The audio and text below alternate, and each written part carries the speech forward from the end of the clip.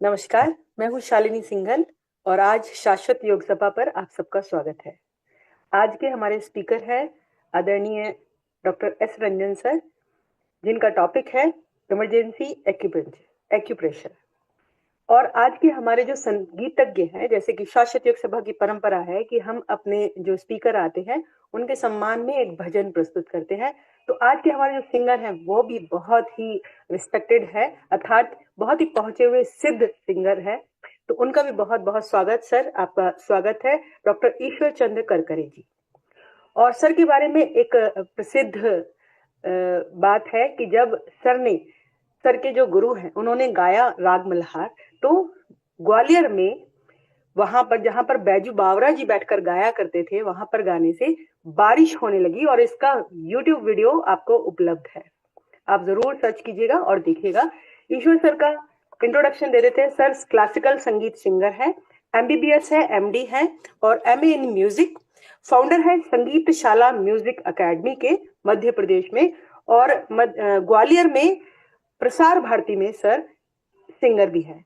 और सर अपने आप लिरिक्स भी लिखते हैं और कंपोजर भी हैं। तो सर आपका बहुत बहुत स्वागत है शाश्वत योग सभा के प्लेटफॉर्म पर। तो मैं एक भजन प्रस्तुत करता हूँ। जी। आपको सभी को धन्यवाद देता हूँ, आपने मुझे याद किया। यहाँ हमारे नाथ परंपरा है और योगीराज हरकरे जी मेरे सदगुरु हैं, और दत्तात्रेय भगवान को हम गुरु का गुरु मानते हैं, गुरुओं के गुरु मानते हैं। तो मैं एक 5 मिनट का बस भजन एक सुना देता हूँ। काहे रे बन को जन जाई, काहे रे बन खोजन जाई, सरवनिवासी सदा अलेपा, सरवनिवासी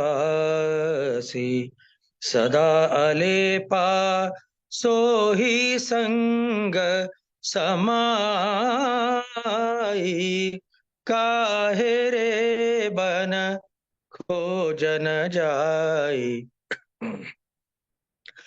पुष्प मध्य जो बास बसत है, पुष्प मध्य जो बास बसत है, वैसे ही हरि बसे निरंतर, वैसे ही हरि बसे निरंतर, घट ही खोजो भाई, काहे रे बन खोजन जाई, का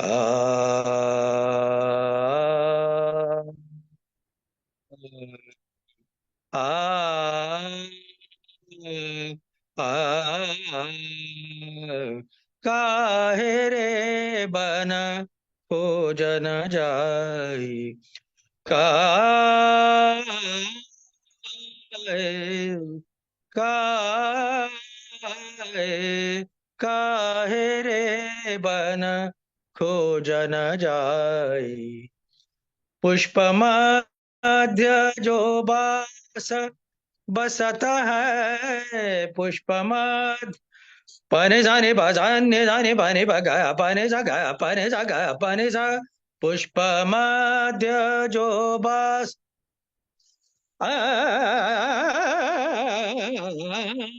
पुष्प मध्य जो बास बसत है, वैसे ही हरि बसे निरंतर, घट ही खोजो भाई, काहे रे बन, काहे रे बन, काहे रे बन हो जन जय।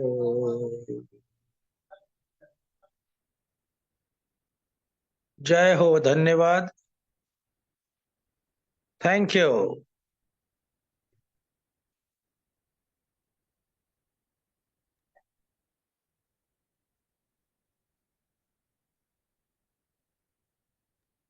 आवाज आ रही थी, सही आ रही थी आवाज। बहुत बहुत बहुत सही आवाज आ रही थी। जी। बहुत ही बढ़िया जय। सर, बहुत ही सुंदर। और ऐसा लग धन्यवाद। रहा है कि अभी क्यों खत्म हो गया, थोड़ा और सुनना था। और बहुत ही अच्छा संदेश आपने दिया कि जिस प्रकार पुष्प में वास है, मतलब पुष्प में खुशबू होती है, उसी प्रकार हमें ईश्वर को भी अपने अंदर ही ढूंढना चाहिए, वह भी हमारे अंदर ही। बहुत ही बढ़िया सर, बहुत सुंदर। Thank you so much sir, बहुत बहुत जय। धन्यवाद। सो मे आई लीव नाउ या और आई शुड कंटिन्यू? सर आप सुनना चाहते तो सुनिए ना, हमारे स्पीकर आज के बहुत ही अच्छे और बहुत ही महत्वपूर्ण जानकारी दे रहे हैं। आप अपने विषय में लेकिन मास्टर हैं, वो अपने विषय में मास्टर है। इंट्रोडक्शन तो एटलीस्ट सुन ही लीजिए, फिर आपकी इच्छा हो तो आप जा सकते हैं, कोई बात नहीं, हमारे यूट्यूब पे भी नहीं, मेरे अवेलेबल पास रहेगा वीडियो। अभी 15 एक मिनट तो है, 8 बजे जाना है मुझे। हाँ जी, हाँ जी सर, तो 15 मिनट पन, सुन के फिर जाइए। तो अपने हाँ। आज के स्पीकर का हम देते हैं इंट्रोडक्शन। हमारे आज के जो डॉक्टर सौरभ रंजन सर हैं, आज के प्लेटफॉर्म, इस प्लेटफॉर्म पर तो बिल्कुल भी नए नहीं है। एमबीबीएस डॉक्टर है, एनर्जी मेडिसिन फिजिशियन है, और मेडिकल एक्यूपंचरिस्ट है, मेडिकल फ्यूचरिस्टिस्ट है, डीवीसी के सोल कोच है, और मेडिटेशन मास्टर है, पीएसएसएम, बीकेएस और आईकेएस पे। और सर का अपना लाइव हेल्थ टॉक शो है, डॉक्टर से पूछो, पीएमसी हिंदी टीवी चैनल पर, जो कि एक नेशनल टीवी है। सर कॉर्पोरेट ट्रेनर है और फाउंडर है शाश्वत योग सभा के, जिस पर आज सर एज ए स्पीकर भी आए हैं। सर आपका बहुत बहुत स्वागत है। और एक और सर एक और संस्था के फाउंडर है, spiritual doctors for holistic health, जिसको sir every Sunday I think 11 बजे जूम मीटिंग पर ऑनलाइन सेशन चलता है। और सर को बहुत सारे अवार्ड भी मिले हैं। और सर पर धर्म में विश्वास रखते हैं, अपना स्वार्थ त्याग कर सबको बहुत अच्छी अच्छी बातें हेल्थ से रिलेटेड बताते हैं। तो सर आपका बहुत बहुत स्वागत है आज, हाँ, शाश्वत योग सभा आपके अपने प्लेटफॉर्म पर। जी, धन्यवाद। आइए सर। तो सबसे पहले तो डॉक्टर ईश्वर चंद्र करकरे जी, आप मेडिकल डॉक्टर होकर आप संगीत में आए। और तो मैं अगर अगर आपके पास समय है ही तो थोड़ा सा आपकी जर्नी भी मैं सुनना चाहूँगा कि आप कैसे मेडिसिन से संगीत मतलब स्विच ओवर ये कब और कैसे हुआ। मैं एक बात अभी आज तक किसी को मैंने बताई नहीं, अच्छा। आज बता देता हूँ। धन्यवाद। 8 8 वर्ष की उम्र पे, यानी शरीर की 8 वर्ष की उम्र थी, तो निराकार परमेश्वर से मेरी बात हुई और ये तय हुआ कि योग साधना, संगीत साधना और चिकित्सा, ये 3 चीजें मेरे लिए हैं ये इस जन्म में। तो 20 वर्ष की उम्र में जब मैं एमबीबीएस फाइनल ईयर में था, तो पहली बार मैंने पंडित जसराज जी को सुना और ऐसा अद्वैत हुआ गायन का, जबकि मैं गायक नहीं था, सारेगामा सीखा नहीं था मैंने। तो मतलब ऐसा अद्वैत था कि मुझे लग रहा था कि ने सार द ने सारे ग मारे सा, ये मैं पहले गा रहा हूँ या वो पहले गा रहे हैं, ऐसा सुनते सुनते मेरा उनके साथ वो हुआ। तो उनसे तो गायन नहीं सीखा मैंने, फिर मैंने एमडी करने के बाद पंडित पांडुरंग राव उमड़ेकर जी से सीखा। और फिर मुझे मेरे आध्यात्म के गुरु योगीराज हरकरे जी मिले, तो फिर मुझे आध्यात्मिक संगीत, संगीत से समाधि, योग से समाधि, वो बहुत सी साधनाएं उन्होंने करवाई। और 4 बार मल्हार गाया, चारों बार बरसात हुई, गर्मी के दिनों में भी हुई। जय।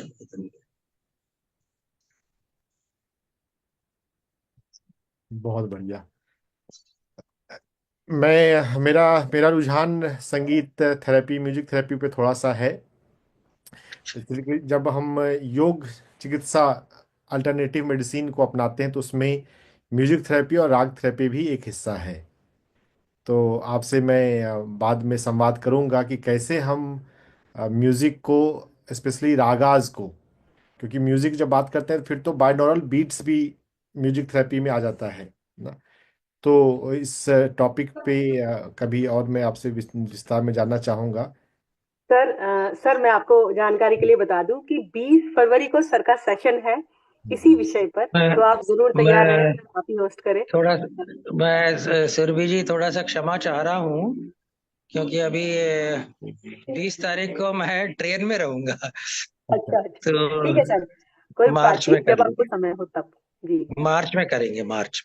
ठीक है सर, ठीक। ठीक है सर, बिल्कुल। संगीत संगीत से चिकित्सा और संगीत से समाधि दोनों हाँ समाहित जी, कर रहे हैं। बिल्कुल सर, बहुत बिल्कुल। बढ़िया। ठीक है sir, Ranjan sir, over to you. हाँ, धन्यवाद। तो दोस्तों, अब हम आज के हमारे मुख्य विषय पर आते हैं, जो है इमरजेंसी एक्यूप्रेशर, है ना। मैं पिछले 10 साल से full time acupressure and energy medicine पर काम कर रहा हूँ। एनर्जी मेडिसिन यानी कि जिसमें हम चक्रास पे भी काम करते हैं। एक्यूप्रेशर में हम एक्यूप्रेशर पॉइंट्स पे काम करते हैं, और फिर चक्रास में हम तो चक्रास पर मेडिटेशन के थ्रू और अलग अलग मेथड के थ्रू काम किया जाता है। तो एक्यूप्रेशर अभी आज में ज़्यादा रहेगा, लेकिन यह इसके लिए जब प्रॉपर आए एक्यूप्रेशर से फिर बहुत क्लैरिटी नहीं होती है ना। अगर हम हाथ से दबा रहे हैं रिफ्लेक्सोलॉजी या मर्मा, तो वो उस उतना साइंटिफिक एनालिसिस उस फील्ड में नहीं हुई है। आज भी मैं एक पेशेंट को, एक सीकेडी के पेशेंट को जब ट्रीटमेंट दे रहा था, तो जब वो हॉस्पिटल में एडमिट थे तभी उनका मर्म चिकित्सा करने वाले आ रहे थे और कर रहे थे। तो उन्होंने अपना एक्सपीरियंस बताया कि वो इतने जोर से दबाते थे कि बहुत दर्द होता है ना। तो यहाँ पर एक्यूप्रेशर के रिगार्डिंग जो मिथ अलग अलग हैं दुनिया में, उसको भी मैं टैकल करना चाहता हूँ कि एक्यूप्रेशर का ये मतलब नहीं होता कि अगर ज़्यादा दर्द हो रहा है तो अच्छा एक्यूप्रेशर हो रहा है ना। एक्यूप्रेशर में हम एनर्जी पे काम करते हैं। अगर राइट एनर्जी पॉइंट्स पे अगर आप टच भी कर रहे हैं, जैसे हमारी हथेली के सेंटर में एक्यूप्रेशर एक वैल्यूबल एक्यूप्रेशर पॉइंट है, नाभि का भी है और किडनी का भी है। तो अगर हम इस एक्यूप्रेशर पॉइंट को अगर टच भी कर रहे हैं तो भी एनर्जी वर्क शुरू हो जाता है ना। जिन लोगों ने रेकी या प्राणिक हीलिंग या ऐसे कोई जो ऑरा पे और चक्रा पे काम करने वाले हीलिंग मेथड सीखी होगी या करी होगी, वो इस बात को समझ पाएंगे, है ना। हमारे आज के में मिक्स ऑडियंस है, बिल्कुल नए लोग भी हैं। तो एक्यूप्रेशर को बहुत डेवलप्ड साइंस बहुत लोग नहीं मानते हैं। मैं पहले एलोपैथ रहा हूँ, एमबीबीएस के में करने के बाद हॉस्पिटल में मैंने प्रैक्टिस भी करी है 5-6 साल। तो मुझे ऐसा लगता है कि acupressure is superior science than allopathy. अब यह बात ऐसी है जो थोड़ी कंट्रोवर्शियल हो सकती है अगर मैं आईएमए में बोल रहा हूँ तो। लेकिन यहाँ पर जब अगर जो सेंसिबल लोग अगर सुनने और समझने और डिस्कस करने के लिए हो, तो एक्यूप्रेशर जो नेचुरोपैथी, जो अल्टरनेटिव मेडिसिन में सारे हम ले लें, अगर नेचुरोपैथी ले लें, आयुर्वेदा ले लें, तो इसमें यह बात आती है कि एलोपैथ जो इमरजेंसी कंडीशन में है वो सुपीरियर होता है। इमरजेंसी में तो एलोपैथी ही काम आएगी, है ना। लोग ऐसा बोलते हैं। अगर इमरजेंसी में अगर फ्रैक्चर है, बोन फ्रैक्चर या कोई मासिव ब्लीडिंग है, तब ठीक है कि एलोपैथी ही काम आएगी। लेकिन इन दो इमरजेंसी को छोड़कर जो दूसरी इमरजेंसी होती हैं, heart attack, seizure, abdomen pain, vomiting, इन सभी में एक्यूप्रेशर भी अकेला सक्षम है मैनेज करने के लिए।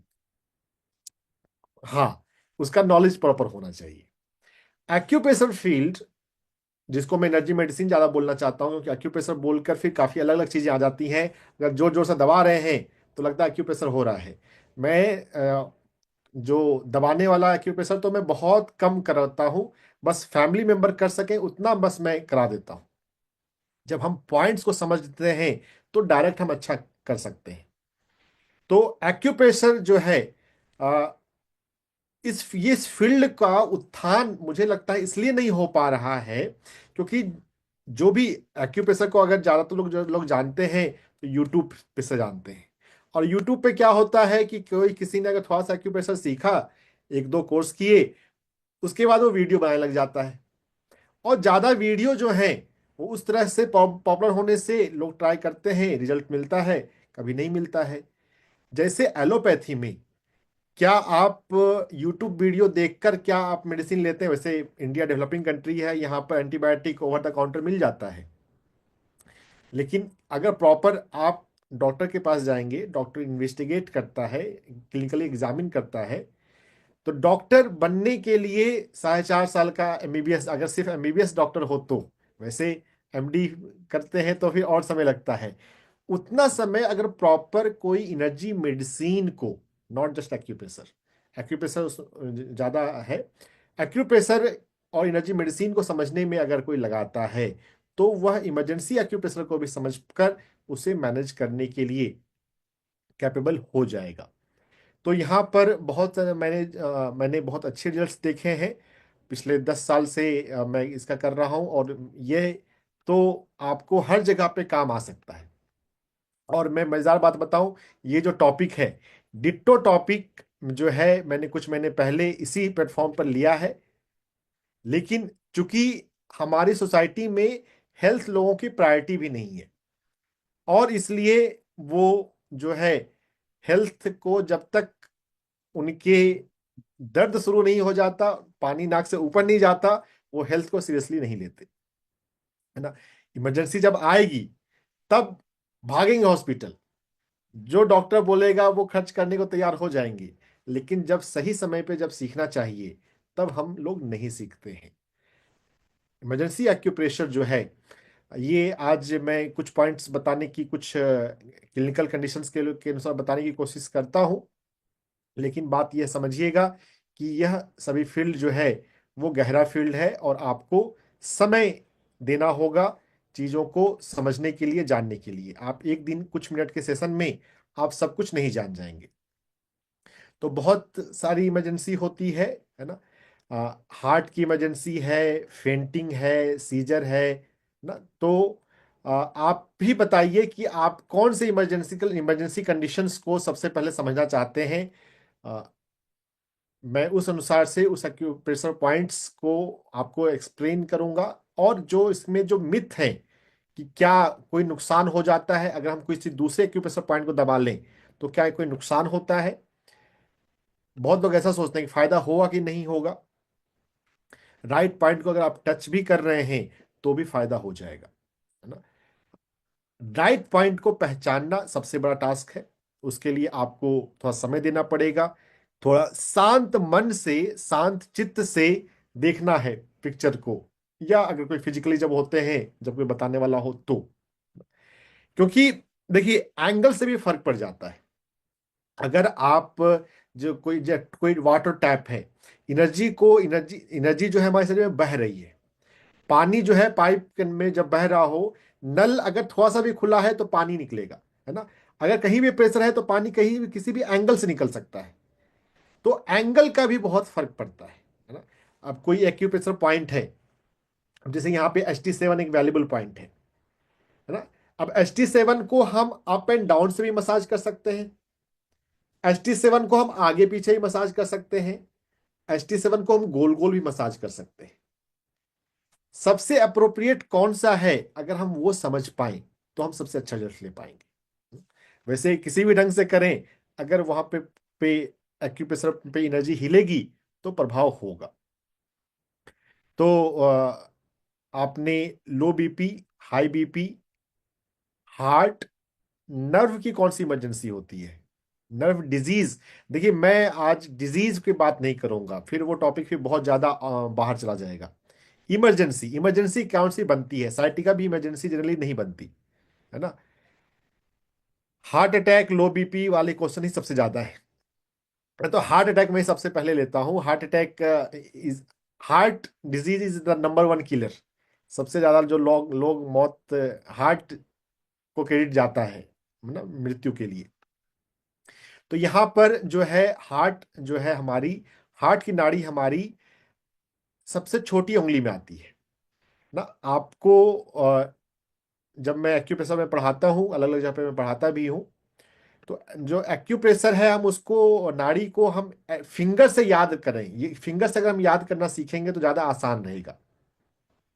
जो हमारी सबसे छोटी उंगली है उसमें हार्ट की नाड़ी है, जो हमारा अंगूठा है उसमें हमारे लंग्स की नाड़ी है ना। तो अलग अलग फिंगर्स में अलग अलग ऑर्गन की नाड़ी आ रही है। और यहाँ पर एक्यूप्रेशर में ना बहुत मतलब ये सिस्टमेटिक है। और अगर सिस्टम से जब हम समझते हैं तो ये कोई भी चीज कॉम्प्लेक्स और मुश्किल नहीं होती। हमारे हाथ में 5 फिंगर हैं। तो आपने अध्यात्म में शायद सुना होगा कि हमारी जो बॉडी है वो यूनिवर्स की रिप्लिका है, यूनिवर्स का माइक्रोकॉज्म है। एज अबव सो बिलो, जैसा मैक्रोकॉज्म है, जैसा ब्रह्मांड है, वैसा हमारा माइक्रोकॉज्म हमारा शरीर है ना। तो हमारे शरीर में जो माइक्रोकॉज्म शरीर के लेवल पे है, फिर हमारे इंटरनल ऑर्गन लेवल पे भी है ना। तो हमारे 5 हाथ जो हैं, 5 उंगलियां हाथों में जो हैं, वो इसलिए है कि हमारी बॉडी में 5 वाइटल ऑर्गन्स हैं ना। ऐसा एनर्जी मेडिसिन में, टीसीएम में कहा जाता है। तो आपको 5 मुख्य ऑर्गन को, मतलब हम समझते हैं जब एक्यूप्रेशर को, जब हम विस्तार में जाते हैं, अभी इमरजेंसी है तो हम सिर्फ कुछ पॉइंट को ही देख पाएंगे, समझ पाएंगे। हार्ट को मैं पहले बताने जा रहा हूं। तो 5 ही वाइटल ऑर्गन्स हमारी बॉडी में है जिस पर सबसे ज्यादा काम होता है। तो हमारे हार्ट की जो नाड़ी है वो हमारी सबसे छोटी उंगली में आती है और दोनों हाथों में आती है। चूंकि अब हार्ट लेफ्ट साइड में है, इसलिए लेफ्ट साइड की नाड़ी जो है वो ज्यादा क्लोज होने की वजह से ज्यादा कनेक्टेड है। तो लेफ्ट में ज्यादा हम काम करते हैं, लेकिन दोनों हाथ में हम करेंगे। तो जब भी हार्ट अटैक हो या हार्ट अटैक का रिस्क हो, है ना, कोई व्यक्ति बेहोश हुआ है ना, या उसे चक्कर आ रहे हैं ना, तो हमें इस छोटी उंगली में जो हार्ट की मेरिडियन आ रही है उसे स्टिमुलेट करना है। अब ये स्टिमुलेट कैसे करते हैं? तो स्टिमुलेट करने के लिए कई सारे ढंग हैं। जब इमरजेंसी में, जब ज्यादा क्रिटिकल बात होती है, तो सबसे ज्यादा स्ट्रॉन्ग स्टिमुलस जो होता है वो ब्लीड, एक बूंद खून निकालकर होता है। तो सबसे आसान तरीका है, अब शुगर बीमारी बहुत पॉपुलर हो गई है ना। लोगों ने, डायबिटीज इज कॉमन, तो शुगर नापने की अगर डिवाइस आपके घर में है तो आप उससे सबसे छोटी उंगली में आप प्रिक करके आप एक बूंद खून निकाल लें। देखिए, शुगर मेजर करना ऑब्जेक्टिव नहीं है, ठीक है, आप साथ साथ मेजर भी कर सकते हैं, लेकिन आप यहाँ से प्रिक करके आप एक बूंद खून निकाल दें। और प्रॉपर आप एक बूंद निकालें, क्योंकि बहुत थोड़ा सा भी निकले, अगर एक फुल ड्रॉप जो है उसका बहुत 1/4 भी निकले तो भी रीडिंग हो जाएगी। प्रॉपर आप एक बूंद खून, अच्छा सा बड़ा बड़ा बूंद खून आप प्रॉपर निकाल दीजिए। तो ये में जो इंटरवेंशन है, जो कि जब निडल यूज करते हैं तब वो एक्यूपंक्चर का डिपार्टमेंट हो जाता है, तब वो एक्यूप्रेशर नहीं है ना। वैसे एक्यूप्रेशर एक्यूपंक्चर जो है वो ओवरलैपिंग है। जो बेसिक थ्योरी है, जब हम मेरिडियन एक्यूप्रेशर, टीसीएम एक्यूप्रेशर समझते हैं, तो बेसिक थ्योरी जो है वो सेम ही है। बस एक्यूपंक्चर में हम निडल यूज करते हैं और एक्यूप्रेशर में मैनुअल प्रेशर या मैग्नेट या कलर का यूज होता है। मैं कलर को अभी आपको बताऊंगा। एक जैसे टूथ एक, दांत के दर्द में कलर थेरेपी बहुत अच्छा काम करती है ना। ऐसा कॉम्बीफ्लैम या जो भी एनएसएआईडी पेन किलर हम लेते हैं, वो भी उतना जल्दी अच्छा अच्छा काम नहीं करता जितना अच्छा ब्लैक कलर कलर थेरेपी काम कर जाती है दांतों के दर्द में। लेकिन ये मैं बाद में बताऊंगा, है ना। अभी आप हम हार्ट होल पर, हम हार्ट डिजीज पर को समझे। हार्ट अटैक के मामले में हमें अपनी छोटी उंगली को ब्लीड करना है, एक बूंद खून निकालना है, लेफ्ट हैंड में मेन है। दोनों में करना चाहे दोनों में कर सकते हैं। तो ये सबसे पहला मेजर है कि ब्लीड किया। अब यहाँ पे हम थोड़ा साइंस को समझें, क्योंकि जो बिल्कुल नए हैं उनको विश्वास एलोपैथी पे ज्यादा है ना। जो जान बचाने वाली संभावना है वो एक्यूप्रेशर में ज्यादा है ना। तो एक बूंद खून निकलता है तो वहां पर एनर्जी और ब्लड ये आपस में जुड़े हुए हैं। Blood follow flow of energy. जहां हमारे शरीर में जैसे जैसे ऊर्जा बह रही है, उसके पीछे पीछे खून बह रहा है। इसको याद रखने के लिए या इसको समझने के लिए मुझे एक बहुत इंटरेस्टिंग कहानी याद है।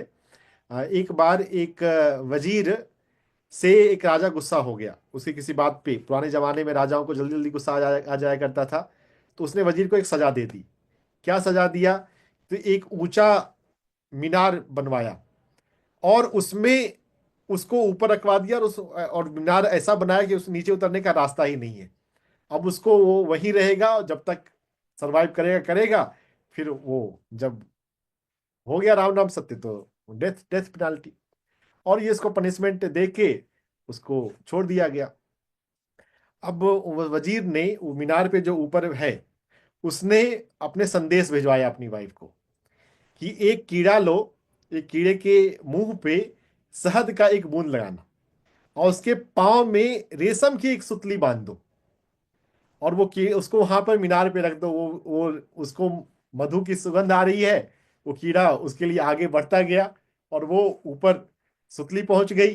तो उससे बंधी हुई एक छोटी सी रस्सी, अब वो छोटी रस्सी फिर ऊपर वो खींच लिया, अब उससे बड़ी हुई मोटी रस्सी, और बाद में मोटी रस्सी को ऊपर उसने ऊपर बांधा और उससे वो फिर नीचे उतर गया और उसने अपनी जान बचा ली।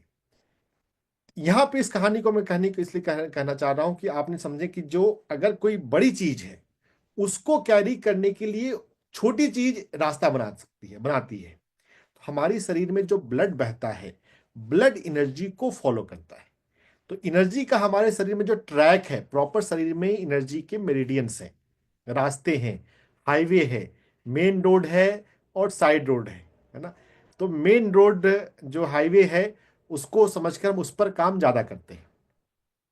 और एनर्जी मेडिसिन में तो ऐसा भी कहा जाता है, अब मैंने अपने गुरु से सुना है कि हम एनर्जी पर काम करते हुए हम नया रास्ता भी बना सकते हैं अगर हम किसी पॉइंट को लगातार स्टिमुलेट करते रहें तो जब नया रास्ता बनाया जा सकता है, नई एनर्जी के ट्रैक बनाए जा सकते हैं, तो जो स्टैब्लिश ट्रैक हैं उसको तो हम एक्टिवेट कर ही सकते हैं, और वो होता है, बहुत अच्छे से होता है। हार्ट अटैक के मामले में आपको सबसे पहले छोटी उंगली को ब्लीड करना है, एक बूंद खून निकाल लेंगे तो वो ब्लड बाहर आया तो ब्लड को फॉलो करते हुए एनर्जी भी आ जाएगी, वैक्यूम नहीं रहेगा।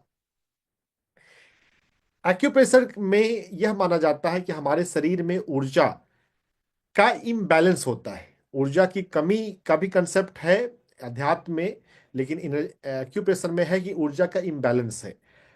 अगर हम नाड़ियों की एनर्जी को बदलते हैं, कहीं पर हम एनर्जी को कम करते हैं तो वहां से दूसरी तरफ से एनर्जी वहां पर आने लग जाएगी। अगर हमने ब्लीड किया, वहां पर ब्लड, अगर एक बूंद खून निकला है तो ब्लड विल रश वहां पर बैलेंस करने के लिए, और जब ब्लड वहां पर बहेगा तो एनर्जी भी बह जाएगी वहां पर। एनर्जी वो जो हमारी छोटी उंगली में हार्ट मेरिडियन वहां है वो एक्टिव होने लग जाएगी। अगर ब्लीड करने का साधन उपाय हमारे पास नहीं है, तब हम टिप ऑफ द फिंगर को हम स्टिमुलेट कर सकते हैं दांतों से काट के, कि भी आपने सुना होगा कि दांत से काट लेने से तो वो भी स्टिमुलस हो जाता है। दांत का काटना आपको अजीब लगे तो आप जोर जोर से छोटी उंगली को भी दबा सकते हैं, है ना। ऐसा भी कुछ प्रैक्टिसेस करते हैं कि आप इस छोटी उंगली को ट्विच करते हैं जोर से, है ना, कि उसको अच्छे से पेशेंट को दर्द हो। देखिए, अब जब पेशेंट हार्ट अटैक है, सेमी कॉन्शियस है, तो उस समय तो दर्द की परवाह तो है नहीं, है ना, उसका स्टिमुलस करना इंपॉर्टेंट है। तो ट्विचिंग भी किया जा सकता है। कोई भी मेथड आप यूज करें, एक्यूपंक्चर करके आप ब्लीड करें, या कोई अगर शुगर की मशीन नहीं मिली तो कोई भी नई निडिल मिल जाए तो बेहतर है। अब नई निडिल भी नहीं ला सकते तो आप आल्पिन का भी यूज किया जा सकता है। देखिए, आल्पिन से अगर उस समय अगर इन्फेक्शन का भी खतरा है तो इन्फेक्शन का बहुत ज्यादा खतरा नहीं है, कोई प्रिक वगैरह होता है तो तुरंत हमें बहुत ज्यादा इन्फेक्शन सेप्सिस नहीं हो जाती, है ना। वहां पर तो पेशेंट की हार्ट से जान बचानी ज्यादा इंपॉर्टेंट है, तो आल्पिन का भी यूज किया जा सकता है। वो भी नहीं है तो आप इसको स्टिमुलेट करेंगे जोर जोर से, है ना। और ये लगातार करते रहेंगे। कब तक करेंगे? जब तक पेशेंट को थोड़ा सा होश नहीं आने लग जाए, है ना। तो आप 5 मिनट तक कर सकते हैं। ST9 को स्टिमुलेट करने के बाद, ब्लीड करने के बाद, ब्लीड नहीं कर रहे हैं तो स्टिमुलेट करने के बाद, फिर हम जो है ST9 के अलावा हम ST7 एक्यूप्रेशर पॉइंट, और यहाँ पर है ST8 जो हमारी हार्ट लाइन है, जो पामिस्ट्री को थोड़ा बहुत जानते होंगे, यहाँ पे ये हार्ट लाइन कहलाती है ना। तो ये HT9 है टिप ऑफ द फिंगर पे, और HT7 है यहाँ पे। अब इन दोनों के बीच में HT8 यहाँ पर आएगा, तो हम HT7 और HT8 को भी स्टिमुलेट कर सकते हैं। लेकिन पहले HT9 को करना है। HT9 is the wind point, jing well point. जो लोग एक्यूप्रेशर भविष्य में कभी सीखते हैं और इंटरेस्ट लेना चाहेंगे, तो ये नोमेनक्लेचर भी है, जिंगवेल पॉइंट बोलते हैं, और इमरजेंसी पॉइंट भी। HT9 is the emergency point. HT8 HT7 will support, is not the primary point. हम 7 और 8 करने के चक्कर में 9 को कम नहीं कर दें। 9 को हमने अच्छे से स्टिमुलेट कर लिया है, उसके बाद हम HT8 पे जा सकते हैं, HT7 पे आ सकते हैं। यहाँ पर सुजोक का सेशन भी हुआ था, है ना। सुजोक जो है वो एक्यूप्रेशर का छोटा भाई है। वैसे छोटे बच्चे को छोटा बोलो तो उसे अच्छा नहीं लगता है ना। तो वो अपने को छोटा कहलवाना पसंद नहीं करते। तो जब सुजोक वाले आए थे, तो आप अगर जिन लोगों ने सुना होगा, या सुजोक को आप पहले से अगर जानते होंगे, तो सुजोक में हमारे अंगूठे को सिर मानते हैं। हमारे ये दोनों उंगलियां पैर हैं, मिडिल फिंगर और रिंग फिंगर, और ये दोनों हाथ हैं। तो सिर जो है, सिर के नीचे यहाँ पे हमारा ये चेस्ट एरिया आ जाएगा। तो यहाँ पे हार्ट और ब्रेस्ट एरिया। तो यहाँ पे जो ये हार्ट का एरिया है, इसको मल्टीपल टाइम स्टिमुलेट करने के लिए सुजोक में बोलते हैं। तो सुजोक छोटे भाई की भी हम बात मानकर आप इसे कर सकते हैं, है ना। बट पहला अप्रोच आपका ST9 को स्टिमुलेट करने का या ब्लीड करने का होना चाहिए, है ना। तो इसे करने से भी हेल्प हो जाता है, सुजोक से भी काफी हेल्प होता है ना। HT7 HT9 आप करेंगे, HT8 करेंगे, HT7 करेंगे, और यहाँ पर सुजोक का ये जो कॉरेस्पॉन्डेंस एरिया है ना, यहाँ तो आप इसको मसाज करेंगे। सुजोक में मसाज करते हैं, इमरजेंसी में ज्यादातर जगह पे मसाज ही आएगा। जब मैं पेन की कहीं पे कुछ जगह बात करूंगा, तो वहां पे जैसे साइटिका का पेन है, तो वहां पे सिडेट का फैक्टर भी एक आएगा। टोन और सिडेट एक्यूप्रेशर में दो चीजें हैं। जो स्टैंडर्ड मेरिडियन एक्यूप्रेशर है, उसमें ये जानना है कि जब हम लगातार दबाते छोड़ते हैं, तो दैट इज टोनिफिकेशन। और अगर हम कहीं पर दबाएं और दबा के रखें, तो दैट इज सिडेशन। सिडेशन में वहां पे जो लोकल एनर्जी है, लोकल ची, ची बोलते हैं, QI ची। तो ची जो है लोकल एनर्जी, वो कम होती है। जब हम टोनिफिकेशन करते हैं, तो एनर्जी जो है उस लोकल पॉइंट की एनर्जी बढ़ती है, और ओवरऑल एनर्जी हमेशा बैलेंस होती है। बैलेंस ही लाइफ है।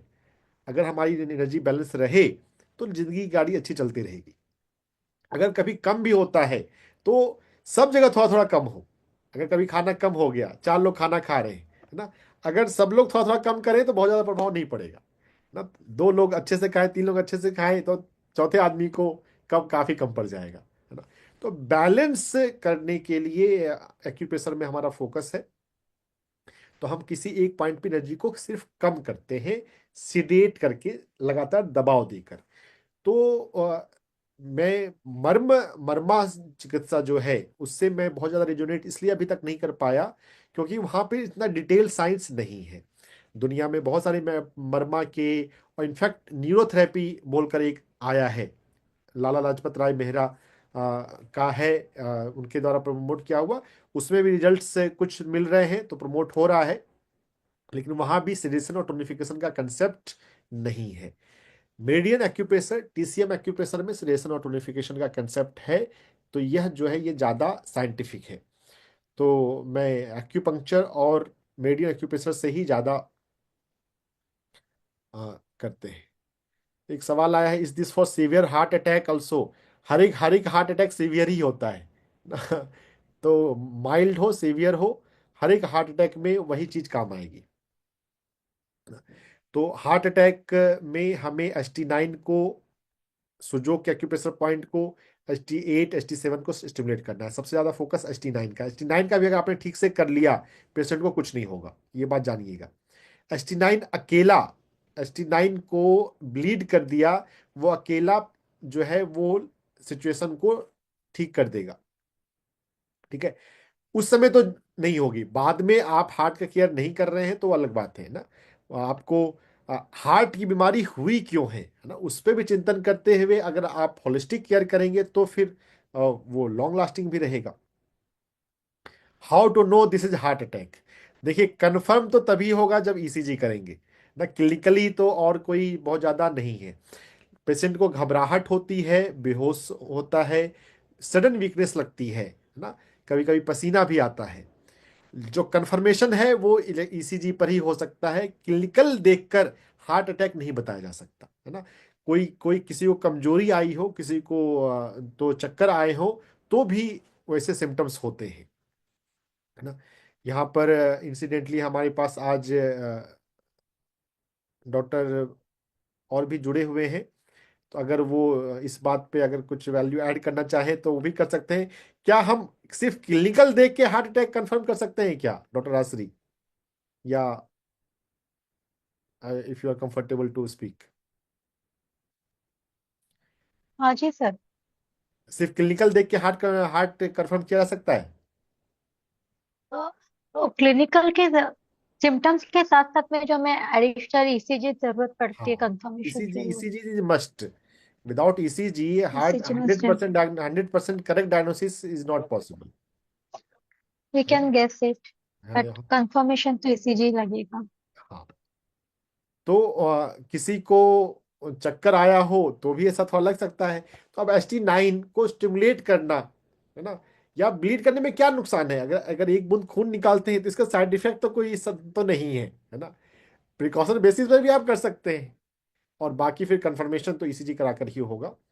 ईसीजी कराते हैं, अगर ब्लॉकेज आता भी है, अ, बहुत लंबा हमारे पास साइंटिफिक एविडेंस अवेलेबल है कि किसी भी डिग्री का सीवियर कोरोनरी ब्लॉकेज भी लाइफस्टाइल मेडिसिन से रिवर्स होता है। डॉक्टर डीन ऑर्निस ने 40 साल पहले किया था, आज से नहीं। और तो अब तो कई डॉक्टर कर रहे हैं। देहरादून में डॉक्टर विमल झांझर कर रहे हैं, अहमदाबाद में डॉक्टर भागिया कर रहे हैं, SB भागिया। इन दोनों को ही मैंने PMC हिंदी पर बुलाया है। कोरोनरी ब्लॉकेज को लाइफस्टाइल मेडिसिन के द्वारा without medicine, without surgery reverse किया जा सकता है, सीवियर होने के बावजूद भी। हाँ, आपको समझना और करना है। तो हार्ट की हमने बात कर ली, आप इस तरह से काम कीजिए। इसके अलावा भी और भी हम हार्ट के पॉइंट्स पे जा सकते हैं, लेकिन फिर वो क्रोनिक मैनेजमेंट हो जाएगा, इमरजेंसी मैनेजमेंट तो नहीं है। लो बीपी और हाई बीपी का आपने पूछा है, उसका मैं बताता हूं। लो बीपी का होने पर आप K1 को स्टिमुलेट कीजिए अपने दोनों पैरों में। आप K1 को अभी पाल्पेट कर ले। देखिए, एक्यूप्रेशर से बहुत बड़ा भ्रम जो बना हुआ है K1 पे दूर हो जाता है। K1 पे दबाते हुए अगर आप अभी अपना K1 दबाएंगे तो आप में से ज्यादातर लोगों को यहां पर दर्द नहीं मिलेगा। K1 एक ऐसा एक्यूप्रेशर पॉइंट है जहां पर दर्द नहीं मिलता है। हाँ, अगर बहुत ज्यादा आपका हेल्थ प्रभावित है, अगर K1 पे दर्द मिल रहा है तो किडनी आपका बुरी तरह प्रभावित हो चुका है ना, आपको काफी अपना केयर करने की जरूरत है। ज्यादातर लोगों को K1 पे दर्द नहीं मिलेगा, लेकिन दर्द नहीं मिलने पे भी आप अगर कोई अपनी किडनी को अच्छा रखना चाहता है तो ओकेजनली K1 को प्रेस कर सकता है। किसी भी एक्यूप्रेशर पॉइंट को स्टिमुलेट करने के कोई साइड इफेक्ट नहीं है। लो बीपी होने पर आप K1 को कीजिए, दोनों पैरों में K1 को करेंगे। मैक्सिमम केस में लो बीपी का पेशेंट ठीक हो जाएगा सिर्फ K1 को करने से, है ना। हाँ, ये भी थोड़ी गहरी बात है कि दोनों पैरों के K1 का दोनों पैर की किडनी के अलग अलग एनर्जी इफेक्ट है। लेकिन अभी मैं उस तो उतने डीप टॉपिक पे नहीं जाऊंगा, उतनी जरूरत नहीं है। यहाँ जो अभी सिर्फ क्यूरियोसिटी से जो आप में से ज्यादा लोग सुनने के लिए आए हैं, उनके लिए आवश्यकता नहीं है कि दोनों की K1 का क्या डिफरेंस है। तो लो बीपी के लिए आप K1 पे काम करेंगे, उससे बीपी ठीक हो जाएगा। हाँ, जो chronic management of low BP है उसमें जो HT7 आया हार्ट का पॉइंट है, जो क्रोनिक मैनेजमेंट है उसमें HT7 काम आता है। लेकिन इमरजेंसी में HT7 की जरूरत आवश्यकता नहीं है।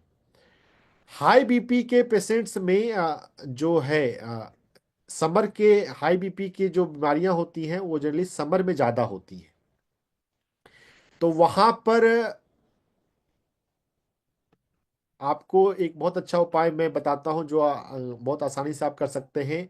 आपको बर्फ का टुकड़ा लेना है, और ये जो मैं अभी बताने जा रहा हूँ अभी मैं अपने छोटे भाई का यूज कर रहा हूँ, सुजोग का। बर्फ का टुकड़ा लेके आपको अंगूठे के पीछे यहां पर बर्फ लगाना है, इतने रीजन में। ये हमारे अपर स्पाइन का रीजन है। ये हेड है सुजोग में, ये हेड है, ये हेड के पीछे का रीजन यहाँ हो जाएगा। तो इस रीजन पे दोनों हाथ में यहाँ पर बर्फ लगाना है। अगर बहुत ज्यादा गर्मी है और पेशेंट जो है वो उसे आप आराम से इतना इतना कंफर्टेबल है कि होमली इन्वायरमेंट है, आप कपड़े भी कम कर सकते हैं, निकाल सकते हैं, तो आप गर्दन पे भी कर सकते हैं, है ना। गर्मियों के सीजन में ये अच्छा है। सर्दियों में तो ये आप नहीं कर पाएंगे, सर्दियों में आपको नहीं करना है। तो सर्दियों में फिर आपको LI11 एक्यूप्रेशर पॉइंट से बीपी कम करना होगा। LI11 एक्यूप्रेशर पॉइंट जो है वो हमारे कलाई, हमारे एल्बो पे है, बाहर की तरफ। एल्बो को आप लगातार दबा के रखेंगे तो आपका 90 डिग्री पे अपने हाथ को रखेंगे। 90 डिग्री को हाथ पे रखने पर हमारे शरीर में वो बाहर की तरफ से आता है। एल्बो पे, कोहनी पर, दोनों हाथों में यह बाहर 90 डिग्री होगा एल्बो, तब यह पॉइंट हमारा टच होता है। हम LI11 एक्यूप्रेशर पॉइंट को सिडेट करते हैं। हाई बीपी के मामले में मसाज नहीं करना होता है। हाई बीपी में हम सिडेट करेंगे, लगातार दबाव देके रखेंगे।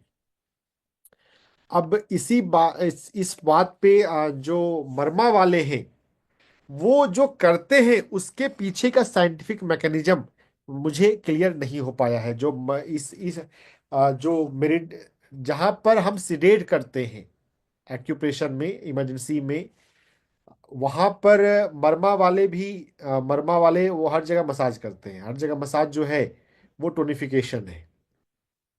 टोनिफिकेशन से एनर्जी बढ़ेगी। अंदर किस तरह की एनर्जी बह रही है, इन यांग का कंसेप्ट यहां पर आता है कि हमने ST9 को क्यों टोन किया और यहाँ LI11 को क्यों सिडेट कर रहे हैं। इन यांग क्या है? आ, यांग सूरज है और इन पृथ्वी है। इसे हम मेल और फीमेल से नहीं जोड़े, वो सही तरीका नहीं है, उससे पूरी बात नहीं बनती है। यांग सूरज है और इन जो है वो पृथ्वी है। तो इन एनर्जी को जब हम हार्ट अटैक में हम इन एनर्जी को बढ़ाते हैं, और शुरुआत में हमने विंड को बढ़ाया तो थोड़ा सा यांग है, लेकिन वैसे हम इन को बढ़ाते हैं। और जो हाई बीपी है उसपे हम यांग को, जो सूरज से जुड़ा हुआ है, उसकी एनर्जी को कम करते हैं। इसीलिए जो बर्फ है वो ठंडा होने से उसका तुरंत रिजल्ट आता है ना। हॉस्पिटल में पेशेंट आता है हाई बीपी का तो हम लैसिक्स का इंजेक्शन देते हैं। लैसिक्स जो है वो यूरिन करवाता है, तो उससे बीपी कम आता है। लैसिक्स के इंजेक्शन में जितना समय लगता है, मैंने ये इमरजेंसी एक्यूप्रेशर का मेथड ट्राई किया है, इसमें उससे जल्दी बीपी डाउन होता है ना। तो एलोपैथी इमरजेंसी में सुपीरियर है। मुझे तो ऐसा नहीं लगता है। तो LI11 को, LI10 को हम सिलेक्ट कर सकते हैं। अ, ये पेन पॉइंट भी है हमारी बॉडी में। कोई भाई कहीं भी दर्द हो तो आपको अपने LI11 को सिलेक्ट करना है।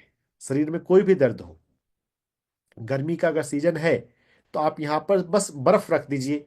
बर्फ जो है सिलेक्ट करता है, तो वहां पर आपको पेन जो है वो आपका टेम्परेली कम होगा। अगर लेबर एनाल्जेसिया की बात ली है तो इसमें हम जो जनरल पॉइंट पॉइंट है, 3 पॉइंट जनरली आते हैं, है ना। देखिए चैट में आप ऐसे सवाल लिख रहे हैं कि देखिए यहाँ पे हर बीमारी को हम डिस्कस नहीं कर सकते, उतना समय नहीं है। अब हाई स्टेज की थायराइड, ये इमरजेंसी तो नहीं है ना। आप थायराइड को जब लो स्टेज में ही आपने काम नहीं किया तभी वो हाई हुआ है ना। तो आप एक्यूप्रेशर ही अगर आप ठीक से करेंगे तो आपको फायदा हो जाएगा। अ, हम इमरजेंसी एक्यूप्रेशर के ही कंसेप्ट यहाँ पे सुने समझे। तो हाई बीपी में आपको अंगूठे के पीछे बर्फ लगाना है। बर्फ लगाएंगे तो दोनों हाथों में तो बीपी जो है वो डाउन होने लग जाएगा।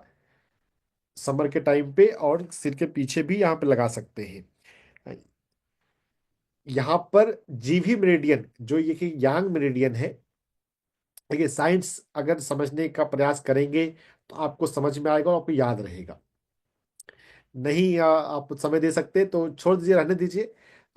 हमारे अंगूठे के पीछे ये यांग मेरिडियन आती है, से हमारे बैक में यांग मेरिडियन आती है, जीवी मेरिडियन बोलते हैं, गवर्निंग वेसल मेरिडियन। तो गवर्निंग वेसल मेरिडियन को हम सिलेक्ट कर रहे हैं, गवर्निंग वेसल मेरिडियन को सिलेक्ट कर रहे हैं तो हाई बीपी जो है वो कम होता है टेम्परली। और जो क्रोनिक मैनेजमेंट में आपको LI11 पे काम करना पड़ेगा, एक्यूट में भी आप विंटर में तो LI11 पे ही काम करेंगे अगर बढ़ गया है तो। और वैसे बीपी का क्या कारण है वो भी हम समझेंगे। अगर किडनी डिजीज है तो किडनी पे काम करना पड़ेगा, है ना। कोलेस्ट्रॉल है तो कोलेस्ट्रॉल पे काम करना पड़ेगा। वैसे कोलेस्ट्रॉल बहुत डिस्कशन वाला टॉपिक है, वो बहुत ही उस पे हॉट डिबेट होते हैं, लेकिन अगर कोलेस्ट्रॉल ज़्यादा है तो कम तो करना अच्छी ही बात है ना। तो हाई हार्ट अटैक, लो बीपी और हाई बीपी, इन तीन का हमने देखा। और कौन सी इमरजेंसी आप समझते हैं तो वैसा फिर हम यहाँ पर डिस्कस कर सकते हैं। दांत दर्द का मैंने बोला था, दांत दर्द भी इमरजेंसी बन जाती है जब जब अगर हम इग्नोर करें, अगर हम ध्यान नहीं दें तब इमरजेंसी बनती है। लेकिन दांत दर्द के मामले में बहुत अच्छे रिजल्ट्स मुझे देखने को मिले हैं, इसलिए मैं आपको बताता हूँ। यहाँ भी हम सुजोग का यूज कर रहे हैं, है ना। देखिए जिस जहां पर सुजोग से अच्छे रिजल्ट मिलते हैं, सुजोग का यूज करने में कोई दिक्कत नहीं है। हमारे सुजोग में हमने देखा कि हमारा जो अंगूठा है वो हमारे सिर को रिप्रेजेंट करता है, और अंगूठे में जो हमारा ये नेल है ये हमारे सिर के हार्ड हिस्से को रिप्रेजेंट करता है ना। जो आगे सॉफ्ट हिस्सा है ये फेस को रिप्रेजेंट करता है ना। तो यहाँ पर जो दांत का दर्द है उसमें भी हम यांग को कम करते हैं। तो यांग को कम करने के लिए हम ब्लैक कलर का यूज करते हैं। तो हम जो यहाँ पर गॉल गॉल ब्लैडर मेरिडियन के एक अच्छा बहुत इंपॉर्टेंट पॉइंट होता है। तो हमारे अंगूठे के कॉर्नर पे ये पॉइंट आता है GB20, गॉल ब्लैडर 20, जो लोग याद करना चाहें तो। अब ये गॉल ब्लैडर 20 को हम सिलेक्ट करते हैं तो इसमें आता है। अब इसको आसान बनाने के लिए कह दिया जाता है, ऐसा आता है कि आप इसको पूरा ऐसे काला कर लें। तो आप अंगूठे के पीछे ऐसा काला करेंगे तो आपका यांग जो है वो सिडेट होने लग जाएगा। कौन सा यांग? जो सिर के पास है ना, पूरी बॉडी का यांग हम नहीं नहीं छेड़ रहे यहाँ पर। तो इसका यांग कम होने लग जाएगा, जो दांत दर्द में आसानी मिलती है। अब यहाँ पे हम डोज भी बढ़ा सकते हैं ना। एंटीबायोटिक आप लेते हैं तो 250 मिलीग्राम 500 मिलीग्राम डोज होता है। यहाँ पर डोज बढ़ाना बहुत आसान है, जो एक उंगली पे किया है आप दूसरी उंगलियों पे कर दीजिए, है ना। तो रिंग फिंगर में जो यांग मेरिडियन है वो रिंग फिंगर में आती है, इसलिए मैं इसका यूज कर रहा हूँ।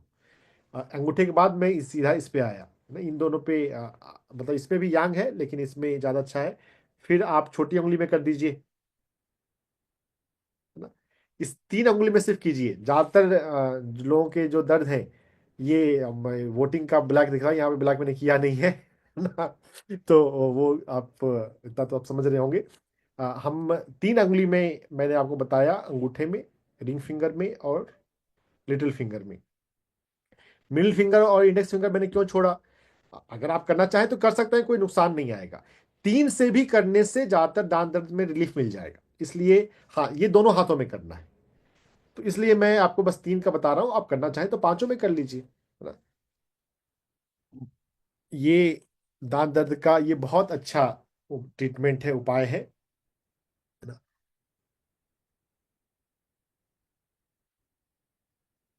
बेबी क्राइंग, है ना। अब बेबी क्राइंग, अब बेबी को पेट में दर्द हो रहा है कि उसे भूख लगी है, वो कारण देखना समझना पड़ेगा ना। गर्मी लग रही है, ठंड लग रही है, मतलब कारण कारण को समझने का प्रयास करेंगे तो समझ में आएगा। पेट दर्द कभी कभी कॉमन होता है, तो उसमें छोटे बच्चों के मामले में ये आप कर सकते हैं कि बच्चों के जो जो तलवे हैं, आप पूरे तलवे का आप मसाज कर दीजिए। दोनों पैर के तलवों का आप मसाज करेंगे। कैसे? बस आराम आराम से उसको mild to moderate, mild pressure देते हुए मसाज कर देना है। तो इससे हमारा पूरा तलवा और पूरा पूरा हथेली हमारे पूरे शरीर से जुड़ा होता है। और यहाँ पे भी पैर सबसे ज्यादा कनेक्टेड है, हाथ और पैर में पैर ज्यादा कनेक्टेड है। पैर का जो सरफेस एरिया है वो रिलेटिवली ब्रॉड है पाम के रिस्पेक्ट में। तो आप पैर के तलवे, दोनों पैर के तलवे का मसाज अच्छे से कर दें। और उसमें भी एब्डोमेन जो है, अगर हम उसको 3 पार्ट में बांटें पैर के तलवे को, तो जो बीच का 1/3 हिस्सा आएगा वो पैर से जुड़ा हुआ होगा। तो मिड 1/3 पे ज्यादा फोकस करना है अच्छे से दबाने में। तो दोनों पैर में वो दबाएंगे तो उससे आपको बेबी के मामले में राहत बहुत बार मिल सकती है।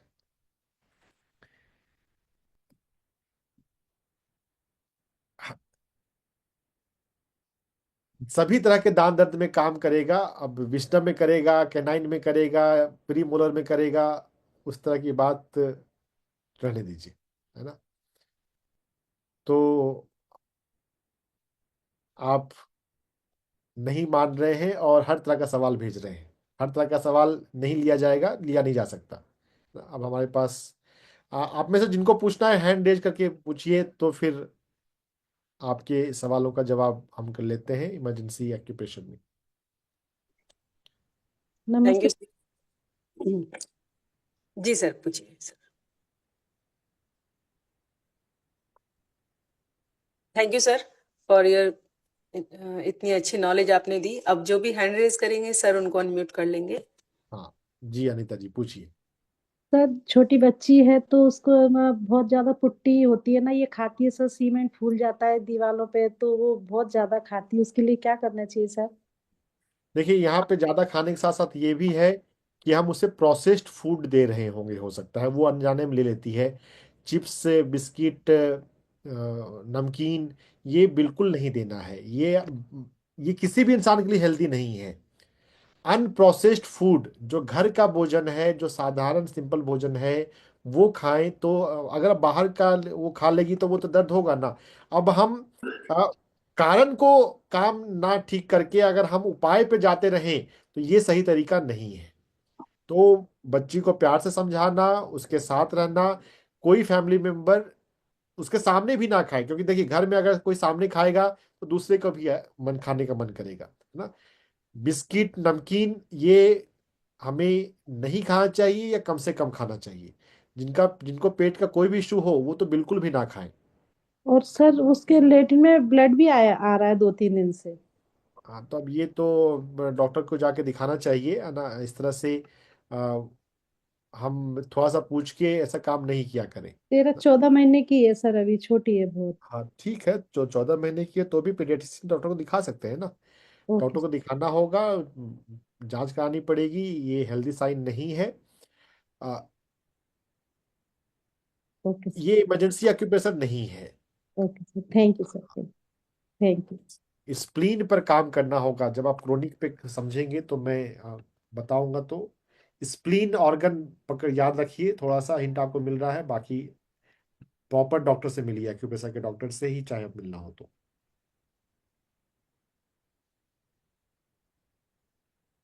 नमस्ते सर। नमस्ते। सर रैपिड पल्पिटेशन के लिए क्या कर सकते हैं? हाँ, बहुत बढ़िया। रैपिड पाल्पिटेशन जो है, पाल्पिटेशन रैपिड ही होता है, पाल्पिटेशन में मतलब ठीक है। हाई भैया। है ना। वो जैसे कुछ लोग बोलते हैं ब्लंडर मिस्टेक हुआ, blunder itself is a mistake, लेकिन ठीक है। रैपिड मतलब पाल्पिटेशन क्या है, हमें अपनी हृदय की धड़कन महसूस हो रही है। जिन लोगों को एंजाइटी होती है ना। कभी कोई इंटरव्यू का टाइम हो तब भी किसी को होता है, किसी को एंजाइटी होती है। तो ये एंजाइटी का एक्सटेंशन है, एंजाइटी की बीमारी का एक रूप है। तो अरे एंजाइटी को मत हमें कर लो, ठंडा लग रहा है। मोटर में टोपी तो पहले ही दो। ठंडा लग रहा है तो फिर हीटर लगा लीजिए, तभी ठंडे का दूर का उपाय है। एक्यूप्रेशर पॉइंट तो उसके लिए है, लेकिन अभी वो बताऊंगा नहीं।